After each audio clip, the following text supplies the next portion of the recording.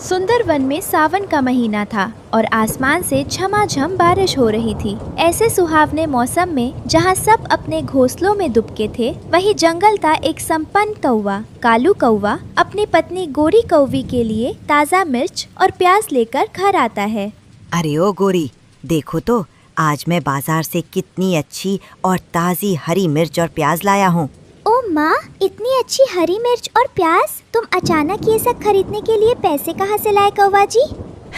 अरे वो सब छोड़ो, मुझे रास्ते में एक जरूरतमंद पंछी मिल गया था। उसे पैसों की बहुत जरूरत थी, इसलिए उसने कौड़ियों के भाव अपनी सब्जियां मुझे दे दी। क्या कह रहे हो? आजकल इतनी सस्ती सब्जियां तो देखने को भी नहीं मिलती। बहुत अच्छा किया। सुनो, आज इस करकराती बारिश में अच्छे से मिर्च प्याज के कुरकुरे और चटाकेदार पकौड़े बनाओ। आज तो मैं जी भर कर खाऊंगी। हाँ, तुम चिंता मत करो। आज ऐसे पकौड़े बनाओ कि पूरा मोहल्ला खुशबू से महक उठे। तुम निश्चिंत होकर काम पर जाओ। उधर दूसरी तरफ टुन्नू चिड़िया का परिवार बहुत सादगी और मुफलिसी में रह रहा था। लगातार होती बारिश के कारण उनके घर में खाने का संकट था और आज तो नमक भी पूरी तरह खत्म हो गया था। टुन्नू की पत्नी रानो अपने नन्हे बेटे कुकू को बुलाती है। कुकू, बेटा कुकू, एक बार इधर आओ तो बेटा। क्या हुआ माँ? मैं तो अभी खेल रहा हूँ, क्यों बुला रही हो? अरे बेटा, खाना चढ़ाया तो देखा कि घर में तो नमक ही नहीं है। जरा पड़ोस में गोरी भाभी के घर से थोड़ा सा नमक मांग लाओ। अच्छा माँ, मैं अभी जाता हूँ, नमक लेकर जल्दी वापस आऊँगा। नन्हा कुकू अपने घर से उड़कर गोरी कौवी के घर जाता है। वहाँ कालू कौवे के घर में पकौड़ों की छन छन आवाज और लाजवाब खुशबू आ रही थी। ओ गोरी चाची, क्या कर रही हो? कौन है भाई इस सुबह सुबह? ओह, तो कुकू तुम हो। आज इधर कैसे रास्ता भूल गए? माँ ने भेजा है क्या? हाँ चाची, हमारे घर नमक खत्म हो गया है। माँ ने कहा कि थोड़ा सा नमक दे दो। ओहो, तुम लोगों का नमक भी हमेशा खत्म ही रहता है। तेरा बाप दिन भर क्या करता है? कोई कामकाज नहीं करता क्या, जो एक पैकेट नमक भी नहीं खरीद सकता? पिताजी तो बहुत काम करने की कोशिश करते हैं चाची जी, लेकिन इस बारिश में काम हमेशा नहीं मिलता। काम नहीं मिलता या तेरा बाप बस बैठे बैठे मुफ्त की रोटी तोड़ता है? ये लो नमक, और सुनो, रास्ते में इसे बारिश के पानी में भीगा मत लेना। चाची जी, कितनी अच्छी सुगंध आ रही है उस कढ़ाई से। क्या तल रही हो आप? हरी मिर्च और प्याज के पकौड़े बना रही हूँ। खुशबू तो आएगी ही। क्या कभी खाया है ऐसा कुरकुरा और चटाकेदार खाना? नहीं चाची जी, पर खुशबू बहुत अच्छी लग रही है। पकौड़े देखने में भी बहुत सुंदर होंगे ना? अरे खाएगा कैसे? जिसके घर में नमक नहीं रहता वो मिर्च प्याज के पकौड़े खाएगा। खुशबू लेकर ही अपनी भूख शांत कर ले और संतोष कर। चल अब यहाँ से निकल, मुझे अभी खाना बनाना है। मैंने चाची से खाने को तो नहीं मांगा था, फिर भी उन्होंने मुझे ऐसी बातें सुनाई।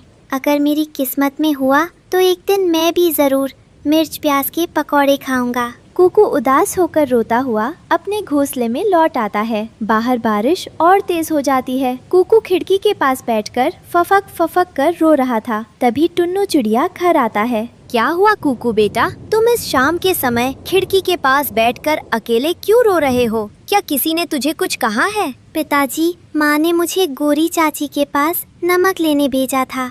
वहाँ गया तो गोरी चाची ने मुझे बहुत भला बुरा कहा और मेरा मजाक उड़ाया। लोगों की बातों पर ध्यान मत दे कुकू बेटा, उनके पास धन दौलत बहुत है, इसलिए वे सबके साथ ऐसा ही बर्ताव करते हैं। तू आंखें पोंछ, मैं तेरे लिए खाना लाता हूँ। नहीं पिताजी, गोरी चाची ने आज मिर्च प्याज के पकौड़े बनाए हैं। आज मेरा बहुत पकौड़े खाने का मन कर रहा है, मैं तो वही खाऊंगा। रानो, सुन रही हो? मेरा बेटा कितनी उम्मीद से कह रहा है। क्या घर में थोड़ा सा चने का आटा और मिर्च प्याज होंगे? कुकू के लिए कुछ व्यवस्था करनी है। आप पागल हो गए हैं क्या? घर में चावल दाल ठीक से नहीं है और आप पकौड़े की बात कर रहे हैं? कहाँ से लाओगे इस बारिश में सामान? हमारे घर में कुछ क्यों नहीं है पिताजी? गोरी चाची ठीक ही कहती हैं। हमारी किस्मत में ये चटपटा खाना कभी नहीं मिलने वाला। तू बिल्कुल मत रो बेटा, तेरा ये सूखा और उदास चेहरा मैं नहीं देख सकता। मैं अभी बाजार जा रहा हूँ। जैसे भी हो तेरे पकौड़े के लिए सामान की व्यवस्था करके ही लौटूंगा। टुन्नू उड़कर बाजार की ओर जाता है। थोड़ी देर में वो बाजार पहुंचता है, लेकिन भारी बारिश के कारण पूरी बाजार एकदम सुनसान थी। चारों तरफ कीचड़ और पानी भरा था। तभी टुन्नू की नजर एक सब्जी बेचने वाले पर पड़ती है। ये क्या, बाजार में तो कोई परिंदा भी पर नहीं मार रहा। बारिश के कारण कोई व्यापारी नहीं आया क्या भाई? अरे भाई, इस आफत की बारिश में सब्जियां बड़ी मुश्किल से बाजार आ रही हैं। जब माल ही नहीं है तो बेचने क्या लाएंगे? भाई, मेरा छोटा बेटा आज पकौड़े खाएगा कहकर बहुत रो रहा है। इस मिर्च और प्याज की क्या कीमत रखी है? बाजार में आज सब्जियों का अकाल है भाई। ये प्याज और मिर्च लेना है तो पूरे 50 रुपए के पाव भर मिलेंगे। 1 रुपया भी कम नहीं होगा। क्या 50 रुपए? मेरी जेब में तो सिर्फ 30 रुपए हैं। इसमें तो 2 प्याज भी नहीं आएंगे और अभी तो मुझे तेल और बेसन भी खरीदना है। तो फिर मेरा समय बर्बाद मत करो। इस दाम पर नहीं ले सकते तो यहाँ से चलते बनो। जेब में पैसे नहीं और चले आए मिर्च प्याज खरीदने। अजीब हो भाई तुम भी। टुन्नू की सारी उम्मीदें टूट जाती हैं। वो सोचता है कि अब वो बेटे को जाकर क्या मुंह दिखाएगा। तभी अचानक बारिश और तेज हो जाती है। टुन्नू खुद को बचाने के लिए एक बहुत पुराने बूढ़े पेड़ की डाल पर बैठ जाता है। वो थका हुआ था, इसलिए उसे नींद आ जाती है। थोड़ी देर बाद जब वो उठता है तो बारिश रुक चुकी थी। अरे, बहुत देर हो गई है और अब बारिश भी रुक गई है। जल्दी घर जाना होगा। कुकू राह देख रहा होगा।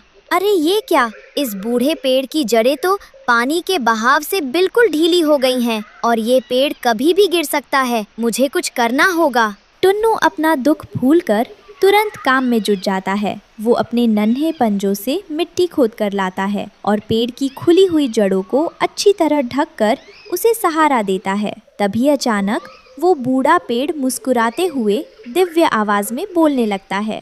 तू डर मत टुन्नू, मैं ये पेड़ बोल रहा हूँ। तूने आज बहुत बड़ा और नेक काम किया है।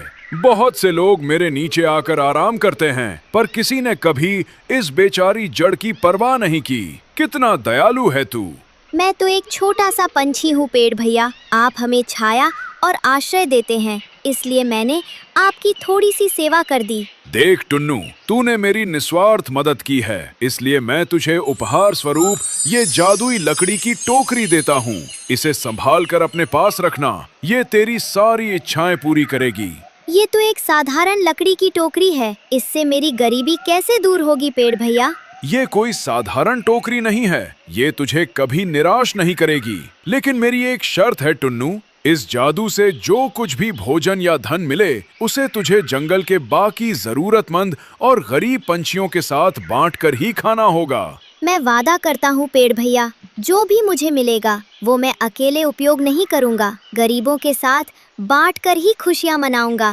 तेरी बात सुनकर बहुत अच्छा लगा। अब जल्दी घर जा। देख, तेरे अच्छे दिन आने में ज्यादा देर नहीं है। खुद पर विश्वास रख। टुन्नू जादुई टोकरी लेकर उड़कर घर आता है, लेकिन रास्ते में जल्दबाजी के कारण उसके पंखों में रखी 30 रुपए की छोटी पोटली गिर जाती है और उसे पता भी नहीं चलता।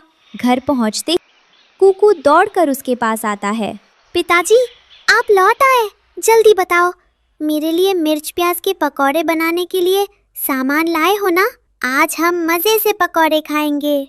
बेटा, बाजार में जाकर देखा तो मिर्च प्याज की कीमत इतनी आसमान छू रही थी कि मेरी हैसियत से बाहर थी। और तो और रास्ते में मेरी पैसों की पोटली भी कहीं गिर गई। सर्वनाश हो गया। ये क्या किया आपने? अब इन दिनों हमारा घर कैसे चलेगा? इस बारिश में आपके पास कोई काम भी नहीं है। हमारी जो पुश्तैनी जमीन खाली पड़ी है, कल मैं उसे टोनी भाई को बेच देती हूँ। कुछ पैसे आ जाएंगे। ठीक कहा रानो, जमीन को तो खाया नहीं जा सकता। उसे बेचकर जो पैसे आएंगे उससे कुकू को कम से कम एक बार पेट भर पकौड़े खिला सकूंगा और गोरी के अपमान का बोझ भी थोड़ा हल्का होगा। पिताजी, आप परेशान मत हो।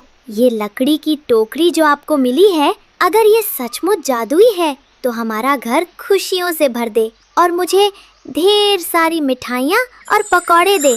अचानक वो लकड़ी की टोकरी हिलने डुलने लगती है, जैसे उसमें जान आ गई हो, और देखते ही देखते टोकरी के अंदर से गर्मा गर्म पकौड़े, स्वादिष्ट मिठाइयाँ और ढेरों अनाज की बारिश होने लगती है। पूरा घर खुशियों से भर जाता है।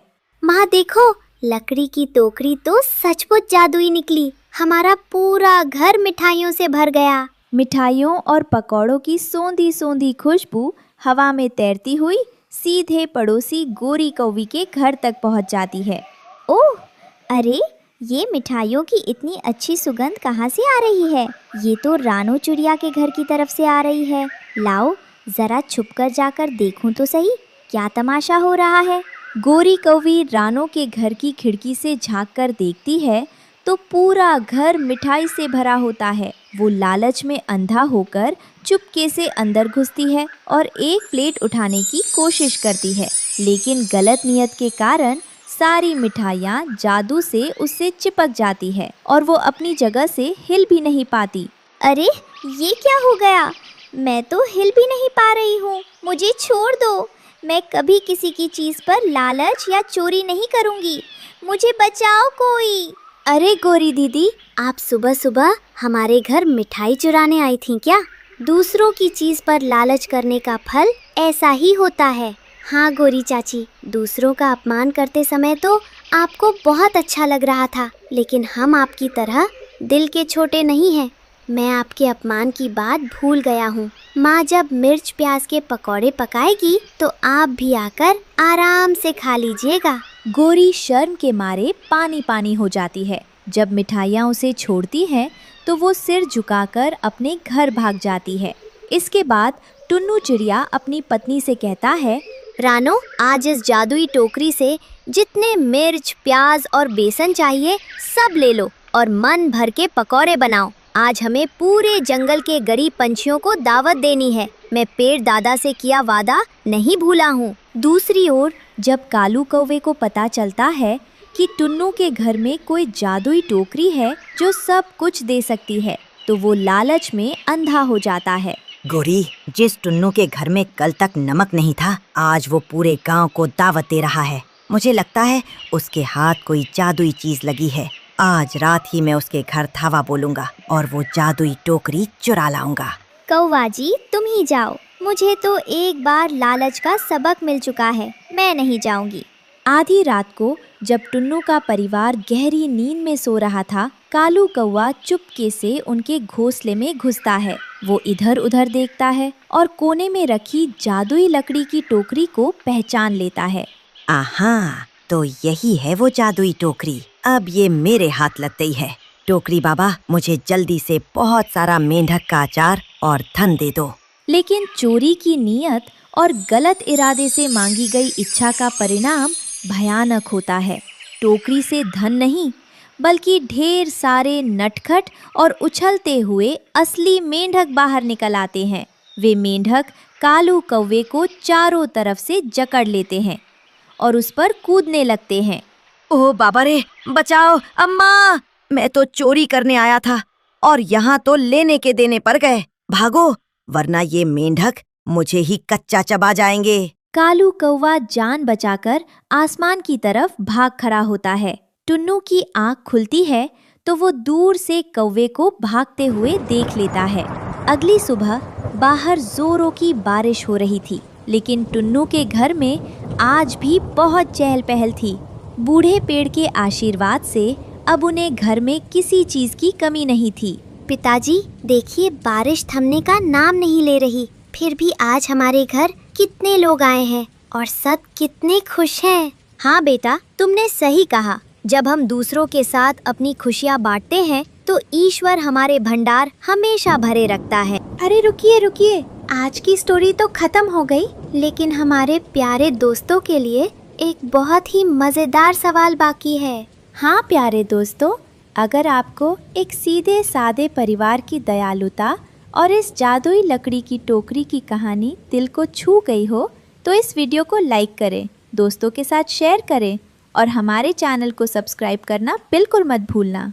और हाँ, कमेंट में जल्दी से लिखकर बताओ कि अगर आपको ये जादुई टोकरी मिलती तो आप बारिश के इस मौसम में अपने लिए सबसे पहले क्या मांगते।